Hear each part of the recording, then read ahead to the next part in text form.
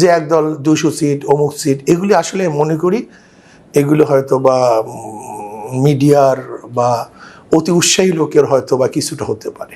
যেমন আমাদেরকে বলছে 150 সিট, এগুলি অতি উৎসাহিত। আমাদের দলের থেকে এরকম নির্দিষ্ট সিট, এই সমস্ত নানাবিধ কিছু বাস্তবসম্মত কারণ ইত্যাদি কারণে এগুলো হয়ে না ওঠার কারণে স্বাভাবিকভাবেই কিছুটা ভুল বোঝাবুঝি ছিল। আমাদের দলীয় এ গ্রেড 143টা সিট, 43টা সিট, এটা আমাদের দলীয়। তার মানে এই না আমি 143 সিট চেয়েছি। আমরা চেষ্টা করে যাচ্ছি যেন এই ভুল বোঝাবুঝি বা যতটুকু দূরত্ব পারস্পরিক দলগুলোর মধ্যে সৃষ্টি হয়েছে সেই দূরত্বগুলো যেন ঘুচিয়ে আনা যায়, এবং সেখানে নানা ধরনের সংকট তৈরি হচ্ছে। যে কোনো এই 8 দলীয় সিদ্ধান্ত সবাইকে নিয়ে করলেই হয়তো বা আমাদের মধ্যে সন্দেহ সংশয় সৃষ্টি হয় না, এবং 8 দল ছোট বড় যারা আমরা আছি সবাই সম্মিলিতভাবে একটা সিদ্ধান্ত গ্রহণ করলে সুন্দর হয়। কিন্তু এককভাবে যদি আমিও কোনো 8 দলীয় কোনো সিদ্ধান্ত গ্রহণ করি তাহলে আপনাকে প্রশ্ন করতে পারেন, হতে পারে এখানে কিছু হয়েছে, মানে এনসিপি আশা এবং এলডিপির এখানে 8 দলীয় মানে একটু সবার সাথে পরামর্শ ভিত্তিতে আসন বন্টন টন্টন এ ব্যাপারে হয়তো বা জামায়াত একটু বেশি মানে একটু অগ্রসর হয়েছিল মনে হয় যেন এরকম। আমাদের দৃষ্টিতে আমাদের দলীয় এ গ্রেড 143টা সিট, 43টা সিট, এটা আমাদের দলীয়। তার মানে এই না আমি 143 সিট চেয়েছি। দলই বলে না জামাতে এগুলো সিট, এনসিপি মনে হয় শর্ত সারায়ত করছে, সেটা ভিন্ন কথা জামাতের সাথে। কিন্তু আমরা আগে যে 8 দলগুলি ছিলাম এর মধ্যে আমার জানা মতে আমি যতটুকু জানি, কারণ মোটামুটি তো সবই জানি, সেখানে কেউ কার কাছে এই কথা বলে নেই যে আমরা, তবে শুনেছি যে একদল 200 সিট অমুক সিট, এগুলি আসলে মনে করি এগুলো হয়তো বা মিডিয়ার বা অতি উৎসাহী লোকের হয়তো বা কিছুটা হতে পারে।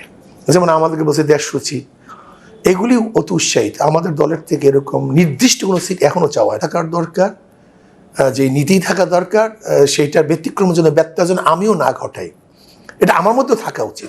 যদি আপনার মধ্যে এরকম হয় তা আপনাকেও পরিবর্তন হওয়া উচিত, নয়তো হবে না। তো এটা হবে না। কেউ কাউকে এখানে তো মোড়লগিরি করার জন্য আমাকে মোড়লগিরি করার জন্য তো এখানে আপনি আসেননি যে আমি বড় ভাই সুলভ আচরণ করব, আমি সবচেয়ে বড়, আমি এরকম ইসলামী আন্দোলন সবচেয়ে বড়, এইটা সেই করছে, এর জন্য তো এখানে কেউ আসেনি। এখানে আসতে সুন্দর একটা বাংলাদেশকে গঠন করার জন্য, মেরামত করার জন্য, এই ভণ্ডুল দেশটাকে সুন্দর মতো গড়ার জন্য আমরা সবাই এসেছি, ইসলাম হুকুমাত কায়েম করার জন্য। সেখানে আমি বড়, আপনি ছোট, আমার এত লোক আছে, আমার এত জনশক্তি আছে, আমি হয়ে যাব, এই মেজাজ যদি আমাদের মধ্যে না থাকে তাহলে আশা করা যায়, অর্থাৎ ঐক্যবদ্ধ চলার জন্য যে মেজাজ মন থাকার দরকার এটা আমরা সবাই বুঝি, সেই মেজাজের মন যদি আমাদের মধ্যে থাকে তাহলে আশা করা যায় এখন আমরা সামনে চলতে পারবো। আমাদের শীর্ষস্থানীয় যারা লিডার আছে সে যতই মানে আমি আমি আমার দলের কাউকে আমি ছোট বলছি না, হয়তো তার প্রসারটা কম থাকতে পারে, ভোটের সংখ্যা কম, এটা তো স্বাভাবিক, কিন্তু আমাদের শীর্ষস্থানীয় লিডারদেরকে আমরা অবশ্যই গুরুত্ব দেব এবং অবশ্যই ছাড় দেব। অবশ্যই যদি এই মেজাজ না থাকে তাহলে কিসের জোট? সে তো আমাদের জোটের, সে তো 8 দলের একজন অ্যালায়েন্সের একজন প্রধান, অবশ্যই আমরা তাকে শ্রদ্ধা সম্মান করবো এবং তাকে নিয়ে কাজ করব। সব কিছু সার্ভে করার পরেই আমরা এই কথাগুলো বলেছিলাম যে আমাদের সার্ভে অনুযায়ী 143টা সিটে, আমাদের সার্ভে অনুযায়ী, আমাদের সংগঠনের কথা বলছি, সবার সার্ভের কথা বলছি না। হয়তো জামাতের সেখানে আরও তারা সার্ভে করছে, তাদের সংগঠন, আমাদের অন্য যারা আছে খেলাফত মজলিস, বাংলাদেশ খেলাফত মজলিস, তারা তাদের আলোকে সার্ভে করেছে। এইটা নিয়েই তো আমরা সামনে বসছি যে আমাদের দৃষ্টিতে এখানে এইটা, আপনার দৃষ্টি আলহামদুলিল্লাহ মানে যদি ছাড় দেওয়ার মন মস্তিষ্ক থাকে তাহলে এটা কোনো সাবজেক্ট বলে আমি মনে করি না। আমরা কাছাকাছি চলে আসব এবং আমাদের যেই চলতেছিল, বন্টনটা চলতেছিল, সেখানে খুব বেশি সমস্যা হয় নাকি। বাস্তবায়নে আমরা সর্বপ্রথম আমাদের ফার্স্ট প্রায়োরিটি ছিল জুলাই সনদ যেন বাস্তবায়ন হয়।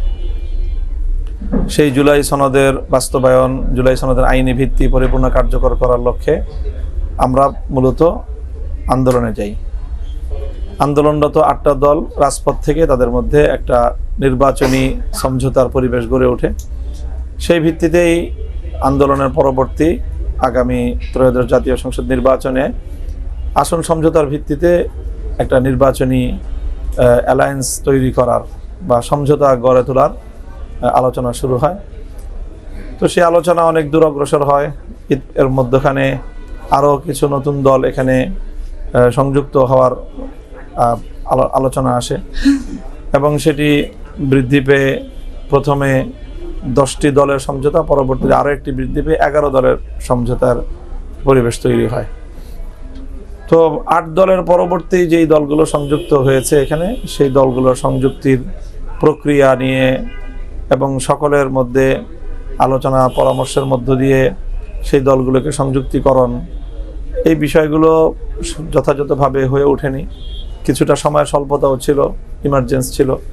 এই সমস্ত নানাবিধ কিছু বাস্তবসম্মত কারণ ইত্যাদি কারণে এগুলো হয়ে না ওঠার কারণে স্বাভাবিকভাবেই কিছুটা ভুল বোঝাবুঝি ছিল। মনোনয়ন চূড়ান্ত করা এটাও অনেক চ্যালেঞ্জিং একটা বিষয়।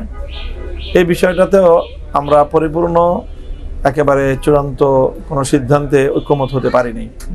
অনেক দূর কথা অগ্রসর হয়েছে। এই অবস্থাতেই আমাদের নমিনেশন পেপার সাবমিট করার ডেট শেষ হয়ে গেছে, যার কারণে অনেক আসনেই অনেক দলের প্রার্থীরা দলীয় মনোনয়ন নিয়ে তারা মনোনয়নপত্র দাখিল করেছে।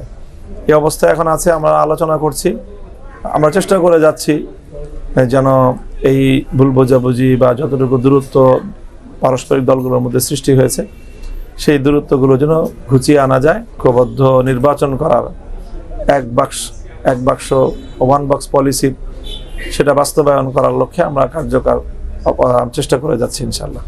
আমি আশাবাদী যে যেই জায়গাটায় জটিলতা সৃষ্টি হয়েছে আমরা সকলেই ছাড় দেওয়ার মানসিকতা নিয়ে শুধু এককেন্দ্রিক চিন্তা না করে সকলকেই এটার সাথে অন্তর্ভুক্ত করে রাখার অন্তর্ভুক্তিমূলক যে মানব চিন্তা, উদারতার ভিত্তিতে যে চিন্তা, উদার চিন্তা নিয়ে আমরা যদি সকলে কাজ করি তাহলে ইনশাল্লাহ এটি সফল কাম হবে বলে আমি আশা করছি। মনোমালিন্য বলতে যেহেতু বিষয়গুলি মীমাংসা করা যায় নাই, সিদ্ধান্ত গ্রহণ করা যায়নি, সেই সিদ্ধান্ত গ্রহণ করতে না পারার কারণে প্রতিটি আসনে এই দলগুলোর প্রার্থীদের মধ্যে পারস্পরিক প্রতিযোগিতার মনোবৃত্তি অনেক বেশি বৃদ্ধি পেয়েছে এবং সেখানে নানা ধরনের সংকট তৈরি হচ্ছে, নেতৃত্বের উপরে পড়ছে, একটা সংকট আছে।